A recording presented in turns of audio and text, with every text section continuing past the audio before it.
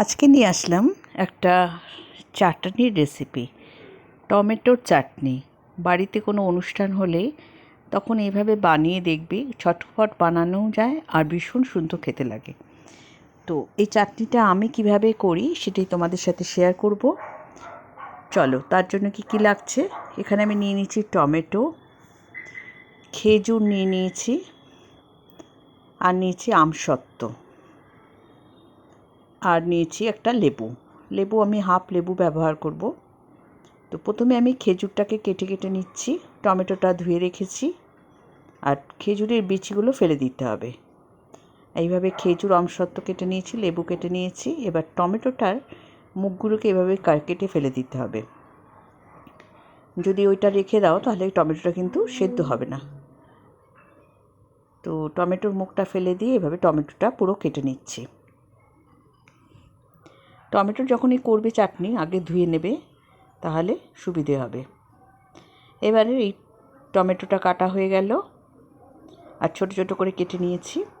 এবার দেখো, সব কেটে রেডি করে নিয়েছি। হাফ লেবু ব্যবহার করব। এখানে একটা কড়াই বসিয়ে দিয়েছি। কড়াইটা গরম হওয়ার পর দিলাম 2 শুকনো লঙ্কা আর 5 ফোড়ন। এটা একটু ফ্রাই করে রেখে দেবো, গুঁড়ো করে রেখে দেবো। এটা লাস্টে আমি এর মধ্যে দেবো, খেতে খুব ভালো লাগে তার জন্য। তো এটা যেন পুড়ে না যায় সেভাবে এটাকে ভেজে নিচ্ছি। এবার কড়াইয়ের মধ্যে দিয়ে দিলাম 1 টিস্পুন সর্ষের তেল। এর মধ্যে দিয়ে দিচ্ছি 5 ফোড়ন, আর দিয়ে দেবো একটা শুকনো লঙ্কা। দিয়ে একটু নাড়াচাড়া করে 5 ফোড়নটা একটু লাল হয়ে গেলে পরে তারপরে এর মধ্যে দিয়ে দেবো টমেটো। 5 ফোড়নটা একটু লাল না হলে কিন্তু গন্ধটা ভালো আসবে না, সেই জন্য একটু 5 ফোড়নটা ভেজে নিতে হবে।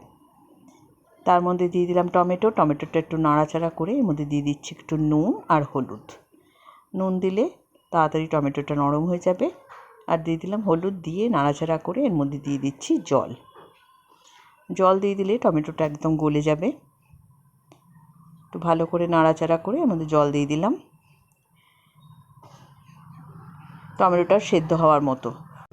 এবার এর মধ্যে দিয়ে দিচ্ছি হাফ লেবুর রস, দিয়ে এটা একটু সেদ্ধ হতে দেব। দিয়ে দেব ঢাকা।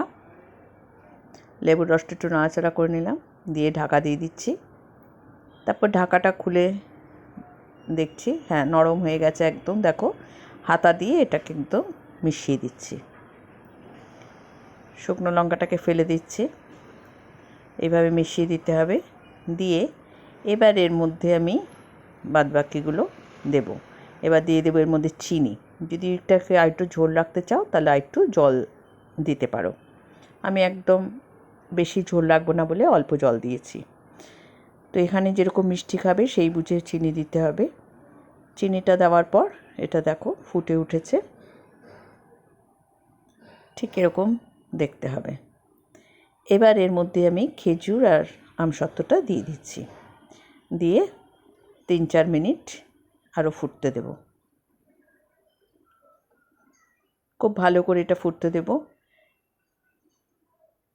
এইভাবে বানাবে, বাড়িতে কোনো অনুষ্ঠান হলেও বানাতে পারবে, খুব ভালো হয় খেতে।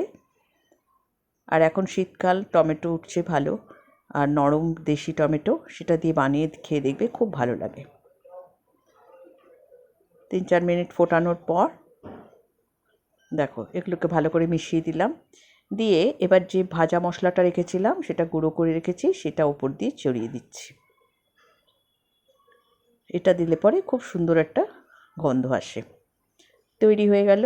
এবার এটা গ্যাসটা বন্ধ করে 5 মিনিট রেখে দিলাম। দিয়ে এবার একটা বোলের মধ্যে নামিয়ে নিচ্ছি।